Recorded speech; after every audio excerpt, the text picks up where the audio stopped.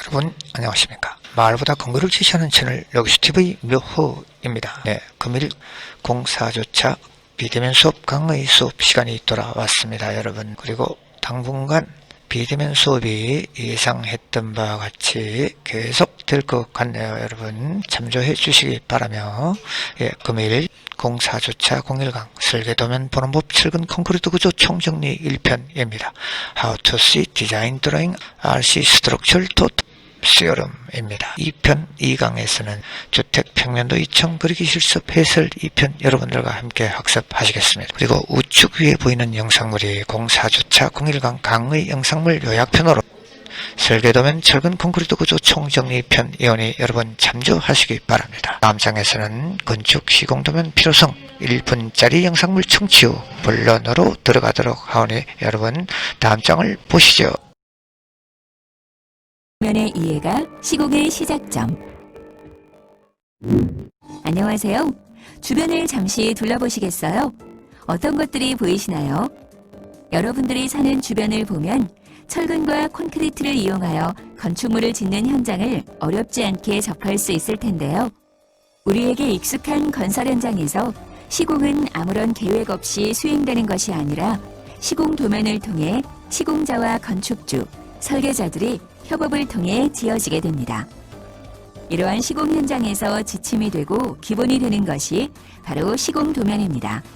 주변에서 쉽게 접하는 건축 현장에서의 시공이나 철근과 콘크리트를 조합한 시공을 위해서도 반드시 철근 콘크리트 시공 도면이 필요합니다.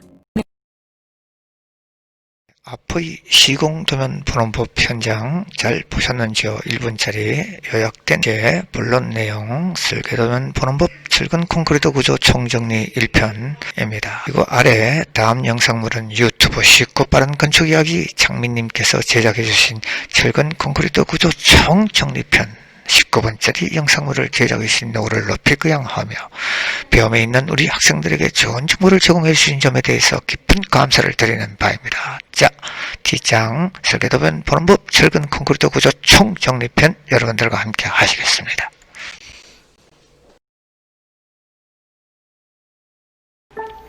이번 영상에서는 지금까지 배웠던 RC 구조의 구조도면을 총 정리해 보았습니다.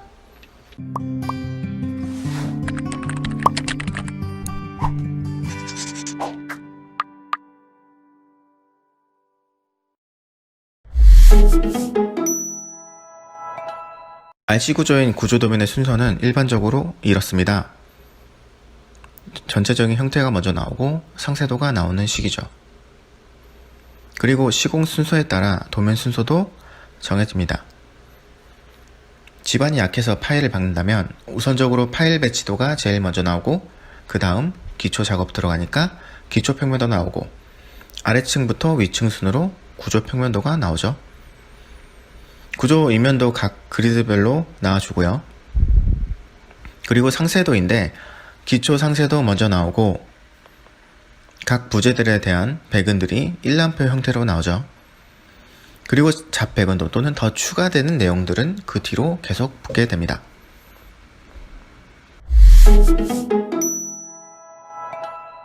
RC 구조, 즉 철근 콘크리트 구조의 기본 구조는 이렇습니다.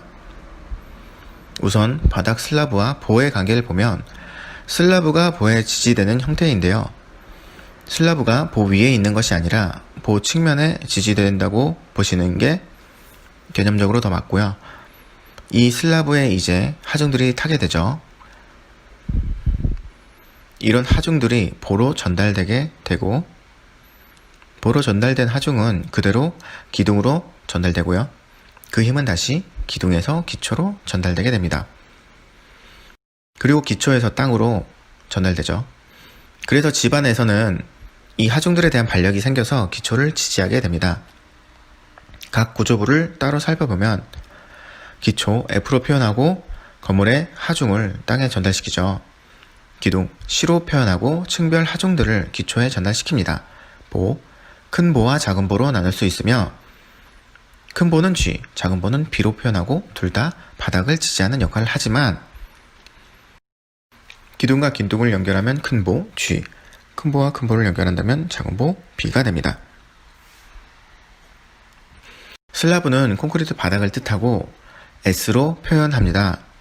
콘크리트 벽은 W로 표현하고요. 일반적으로 구조 도면에서의 벽은 내력벽, 즉 하중을 받는 벽을 뜻합니다. 그리고 지붕은 구조의 최상층을 뜻하고 지붕과 연관된 부재들에는 R로 표현해 줍니다. 이렇게 RC의 기본 구조는 이렇게 구성이 되고 각 부재들은 약자들로 표현이 가능합니다. 도면에서 부재를 표현할 때는 이 약자에다가 숫자를 붙이는데 보통 약자 앞에 숫자는 위치하는 층수를, 뒤에 숫자는 부재 번호를 뜻합니다. 그런데 기초는 어차피 땅에 묻히니까 부재 번호만 붙이게 되는 거고요. 기둥은 보통은 기초에서 지붕까지 쭉 올라가니까 층수를 따로 붙이지는 않고요. 벽 같은 경우도 보통은 타입이 그렇게 많지 않아서 층 표현은 주로 생략합니다. 자, 그럼 이 기호만 봐도 어디에 위치하는지 또 어떤 부재인지 알 수 있겠죠? 2층 바닥에 위치하는 큰 보로서 1번 부재가 되겠네요. 그리고 최상층, 지붕에 위치하는 부재들은 이렇게 앞에 R을 붙이는 겁니다. 그리고 각 부재별로 도형을 씌워주는데요. 도형만으로도 구분이 더 명확해지는 거죠. 실제 도면을 한번 보시면 기초와 기둥이 있죠. 도면상에는 이렇게 약자와 부재번호, 도형이 하나의 기호처럼 표현이 되고 있습니다.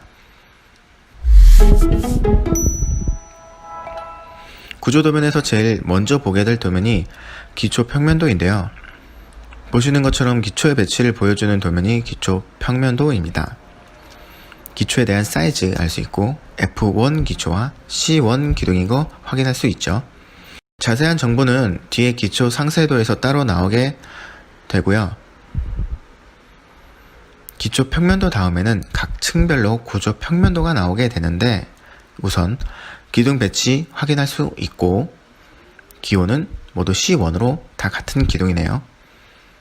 벽체는 W1으로서 옆에 TYP는 공통상항이라는 건데 별다른 표기가 없다면 벽체는 모두 W1이다 라는 뜻입니다. 그리고 바닥 슬라브와 해당 바닥의 레벨도 구조 평면도에서 확인할 수 있죠. 큰 보, 작은 보에 대한 정보도 확인 가능하고 이렇게 구조 평면도는 구조적인 형태를 평면으로 바라본 도면으로서 그 층에 존재하는 구조 부재들과 구조적 형태를 파악할 수 있습니다. 각 부재들에 대한 백은도는 뒤이어서 따로 나온다고 했었죠. 구조 평면도 다음으로는 구조 인면도가 나오는데 구조체를 옆에서 바라본 모습이죠. 구조 인면도는 모든 열을 모두 보여줍니다. 그리드 열이 얼마나 되던지 간에 모든 열의 구조 인면도가 나와야 하는 거죠. 그래야 해당 열에 있는 부재들을 다 확인할 수 있으니까요. 구조 인면도는 어떤 방향으로 바라보는지도 중요한데 한쪽 방향으로만 인면을 보여주어야 합니다. X축 그리드는 왼쪽에서 오른쪽으로 바라보고 Y축 그리드는 아래에서 위를 바라봅니다. 우선 A열 구조 인면도 보시면 평면 기준으로 위쪽을 바라본 모습이죠. 같은 부분을 보더라도 건축 인면도와 비교해보면 건축 인면도는 건물의 외부를 바라본 모습이기 때문에 오프닝 위치가 서로 대칭으로 보여집니다. 그리드도 마찬가지고요. 그래서 그리드의 배열을 보면 어느 방향으로 바라본 모습인지 확인할 수 있죠. 구조 인면도를 보면 건물의 높이에 대한 정보와 해당 열에 존재하는 부재들을 확인할 수 있습니다. 건물의 높이 먼저 살펴보면 일반적으로 층별 레벨의 기준은 TOC로 잡는데 탑 오브 콘크리트의 약자로 콘크리트 제일 윗 레벨을 의미합니다. 하지만 기초는 기초 바닥 레벨이 중요하기 때문에 BOF, 바텀 오브 파운데이션으로 기초의 바닥 레벨을 나타내 줍니다. BOF는 GL보다 2000미치네요. 이 도면은 지반 레벨을 0,0으로 맞춰서 기준을 잡았는데요. 물론 1층 바닥 레벨을 FL 0,0으로 해서 기준을 잡는 경우도 있습니다. 다시 도면으로 돌아와서 GL보다 600 위에 1층 바닥이 있고 1층 바닥부터 지붕 바닥까지의 높이는 3600이죠. 지붕 슬라브 제일 낮은 레벨 기준 파라펫이 1000 올라와 있습니다. 기초, 기둥, 슬라브, 벽, 보 등의 부재들을 확인할 수 있고 각 부재에 대한 세부 정보는 뒤에 백은도로 나온다고 했었죠. 구조 인면도에는 실제 구멍이 생기는 오프닝도 표현이 되어야 합니다. 창문, 문 등의 개구부가 구조체 상에도 표현이 되어 있어야 하는 거죠. 여기 1열 구조 인면도를 보시면 여기 작은 오프닝은 설비를 위한 오프닝이고 이 오프닝은 문을 위한 오프닝입니다. 구멍이 작으면 슬리브를 묻어두기도 하고요. 지붕을 보시면 슬라브 자체에 경사가 있네요. 그리고 A열 쪽은 LP, 로우 포인트로서 레벨이 EL 플러스 4200이고요. 경사가 50분의 1이니까 단 차이가 120입니다. B열 쪽은 하이 포인트로서 레벨이 4320이 됩니다. 이렇게 기초평면도, 구조평면도, 구조인면도를 통해 구조적인 형태를 파악할 수 있고 그 뒤로 각 부재의 백운도가 나오게 됩니다. 상세도 중에는 기초 상세도가 가장 먼저 나오게 되는데 기초를 제일 먼저 시공하기 때문이죠. 보시면 철근이 가로 방향, 세로 방향으로 깔려 있는데 D20, 지름이 20mm인 철근이 골뱅이 200mm 간격으로 깔린다는 거죠. 기초 부분 철근 백은 하는 과정을 보면 철근이 일정 간격으로 격자로 깔리고 여기서부터 기둥 배근이 올라가는 거죠. 기초 단면을 보면 기초판 두께와 기초 깊이도 추가적으로 확인 가능하고요. 이때 기초의 바닥 깊이는 동결선 아래에 두어야 합니다. 지표면의 땅은 얼고 놓기를 반복하는데 얼지 않는 땅과의 경계선을 동결선, 그 깊이를 동결심도라고 합니다. 기초가 이러한 영향을 받지 않도록 기초 바닥면이 최소한 동결선 밑에 위치해야 한다는 거죠. 다시 도면 보시면 기초 배근은 일반적으로 하부근만 들어가는 경우가 많습니다. 하지만 건물의 조건에 따라 더 강하게 배근이 들어가기도 하는데 여기서 TNB는 상부근, 하부근을 뜻하고요. 그리고 상부근, 하부근은 이렇게 U자 형태로 꺾여서 서로 엮어주는 형태가 되는 거죠. 그리고 일반적으로 기초 상세도에는 기둥 배근이 기초에서부터 올라가기 때문에 기둥에 대한 정보가 기초 상세도에 같이 표현되어 있습니다. 기둥 배근 상세도를 보시면 크기와 배근을 알 수 있죠. 기둥 안에 철근 배근은 크게 두 가지인데 주근과 띠철근입니다. 먼저 주근을 보시면 8-D20 이렇게 되어 있죠. 이건 지름이 20인 주근이 8개가 들어간다는 뜻입니다. 그리고 띠철근은 D10 골뱅이 250 이렇게 되어 있는데 지름이 10인 띠철근을 250 간격으로 넣으라는 뜻입니다. 그리고 경우에 따라서 보조 띠철근이 들어가기도 합니다. 마찬가지로 D10짜리 250 간격으로 배근하라는 뜻이죠.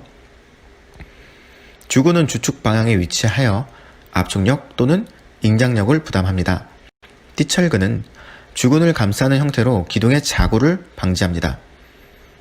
보조 띠철근은 띠철근과 같은 기능을 하고 보통 주근과 주근 사이의 간격이 150mm가 넘어가면 걸어주고 주근 하나 걸러 하나씩 걸어주기도 합니다. 보조 띠철근은 이런 형태로 생겨서 주근과 주근을 이런 식으로 엮어줍니다. 또는 두 개를 같이 엮어주는 경우도 있는데 이런 형태의 철근을 양쪽에서 끼워서 철선으로 엮어줍니다. 이렇게 주근 개수에 따라 보조 띠철근의 형태는 조금씩 달라지게 되고요. 그리고 기둥 배근을 할 때 기둥의 주근이 1층부터 2층까지 한 번에 쭉 올라갈 수는 없습니다. 그럼 어떤 식으로 철근이 이어지느냐? 기초 배근 시 기둥 배근을 미리 뽑아놓고 기초판 타설, 양생을 합니다.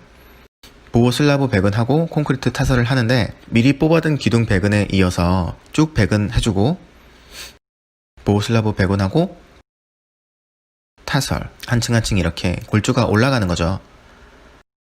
그러면 보호 배근은 어떤 식으로 이루어져 있을까요? 기둥과 기둥을 이어주는 부재가 큰 보라고 했었죠. 큰 보와 큰 보를 연결하는 부재를 작은 보라고 했었고요. 큰 보와 작은 보의 배근 형태는 이런 식입니다. 보기 편하게 슬라브 배근을 끄고 상부 하부의 부재 방향으로 배근된 주근과 주근을 둘러싼 늑근으로 이루어져 있습니다. 주근은 상부근, 하부근으로 구성되어 있고 구간에 따라 철근 개수가 달라집니다. 늑근은 주근을 구속시키는데 구간에 따라 늑근의 간격이 달라집니다. 배근의 개수와 위치는 부재에 걸리는 힘과 관련이 많습니다. 화면처럼 보가 하중을 받으면 아래로 휘게 되는데, 하지만 기둥이 받치고 있기 때문에 단부는 윗부분이 늘어나고 중앙부는 아랫부분이 늘어나게 됩니다. 해당 위치에 인장력이 생긴다는 거죠. 그래서 인장력에 강한 철근을 이 위치에 배근하게 됩니다. 기본적으로 상하부 주근이 들어가고 인장력이 생기는 부분에는 추가적으로 배근이 들어갑니다. 굳이 철근을 구부리지 않고 시공성을 위해서 이렇게 배근할 수도 있고요. 보에는 휘는 힘도 있지만 끊어지려는 힘도 존재합니다. 특히 기둥 근처에는 전대력이 많이 걸려 갈라지는 현상이 일어나는데, 이 힘에 저항하기 위해 이 부분에는 늑근을 더 촘촘히 배근합니다. 보 배근도를 보시면 양쪽 단부에는 상부근이 많고 중앙부에는 하부근이 더 많죠. 여기서 하나만 더. 이렇게 하나만 있는 보도 있지만 연속된 보도 있겠죠. 이 부분을 외단부, 이 부분을 내단부라고 합니다. 도면을 보시면 이 부분이 외단부, 이 부분이 내단부가 되죠. 그래서 외단부, 내단부냐에 따라 배근이 달라집니다. 다음으로 슬라브를 보면 보통 일반적인 보와 슬라브의 관계는 이렇습니다. 서스펜디드 슬라브라고 해서 보와 슬라브가 일체가 되는 형태죠. 그리고 SOG 타입이 있는데요. 보와 슬라브가 서로 분리되어 있는 형태입니다. 슬라브 온 그레이드의 약자로 땅 위에 바로 올라타는 슬라브입니다. SOG 타입의 슬라브는 일반 타입과 표현 방식은 같습니다. GS1에서 G는 그라운드 레벨, 즉 지반에 위치하는 개념으로 보시면 되고, 단 1S1, 1S2 이렇게 표현하지 않고 앞에 G를 붙여서 일반적인 타입과 구분해 주기도 합니다.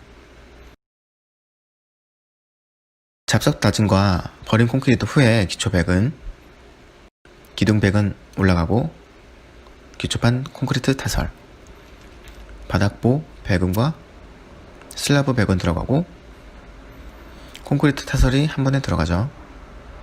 일반적인 슬라브는 이렇게 보와 일체화가 됩니다. SOG 타입은 이렇게 보와 독립적인 구조를 갖습니다. 보와 슬라브가 중간에 조인트로 끊어져 있죠. 그래서 바닥 하중이 보로 전달되지 않고 바로 땅으로 전달됩니다. 그래서 밑에 지반이 튼튼해야 한다는 전제 조건이 필요하죠.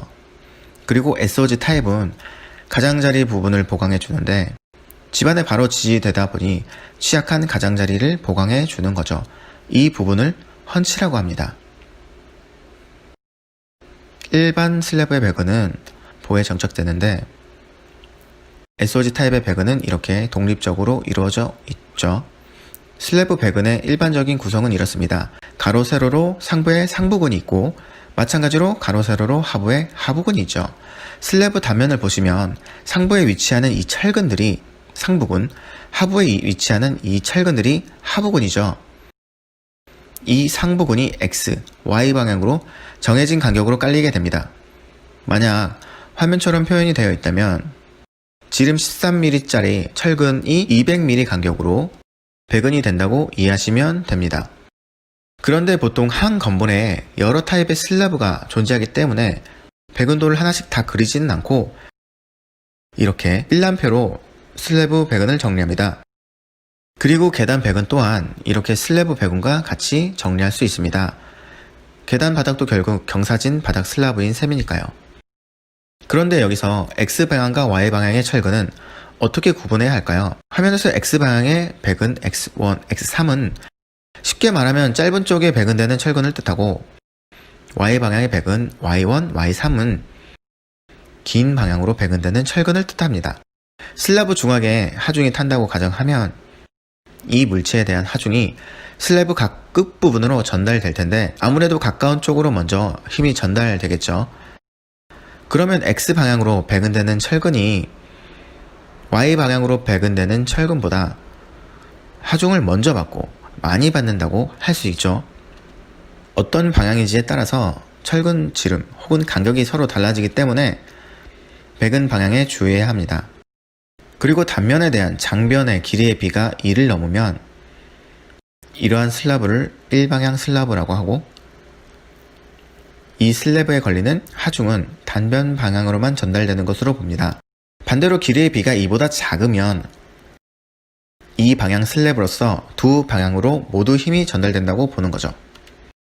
마지막으로 벽 백운도인데요.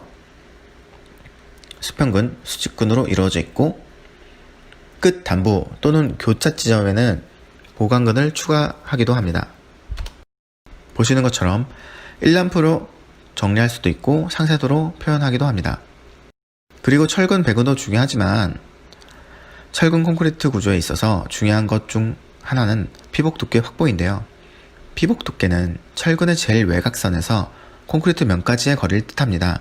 피복 두께를 확보하는 이유는 내화성, 부착력, 골재 유동성, 철근 부식 방지 등등, 쉽게 말하면 철근을 외부로부터 보호하고 콘크리트 타설을 편하게 하기 위해서고, 이 피복 두께의 값은 따로 정해져 있습니다. 피복 두께에 대한 기준은 다음과 같습니다. 중요한 것만 보면 흙 속에 영구히 묻히는 콘크리트, 종류에 상관없이 피복 두께 80, 옥의 공기에 직접 노출되는 콘크리트, 건물 외부에 바로 노출되는 부재들에 해당되고, 그리고 옥 외 공기에 노출되지 않는, 즉 실내에 있는 부재들, 슬래브와 벽체는 철근 지름에 따라 좀 바뀌는데 보통 건축에서는 D35짜리 이상을 슬래브, 벽체에 쓰지 않으니 20으로 보시면 되고요. 그리고 보호 기둥은 40. 실내 부재들 피복 두께는 좀 헷갈리는데 이렇게 이해하시면 더 쉬울 것 같아요. 벽이랑 슬래브는 면이 2개니까 피복 두께 20. 기둥이랑 보는 면이 4개니까 피복 두께 40. 이런 식으로 이해하면 기억하기 쉽겠죠. 이것으로 철근 콘크리트 구조에 대한 총정리를 마치겠습니다. 구독과 좋아요 부탁드리면서 영상을 마치겠습니다. 감사합니다. 01강 제지방 하이라이트 설계도면 보는법 철근 콘크리트 구조 총정리 1판입니다. 퀴즈 OX 문제 간단히 보겠습니다. 첫 번째 그림 1. 적색 부분의 명칭은 B. 작은 빔 G. 거드 큰 볼을 말한다. 정답은 O. 자, 두 번째 그림 2. 둥근 적색 부분을 철근 콘크리트 구조에서 헌치라고 하는 것이다. 정답은 O입니다. 여러분, 그리고 기 공지한 바와 같이 동영상에서도 출석 댓글 인사말과 퀴즈풀이 댓글 학번 꼭 남기시고 나가시기 바랍니다. 여러분, 그래야 강의 청취된 근거가 남는 것이죠. 여러분, 1강 대단히 수고가 많았고 2강에서 뵙도록 하겠습니다. 여러분.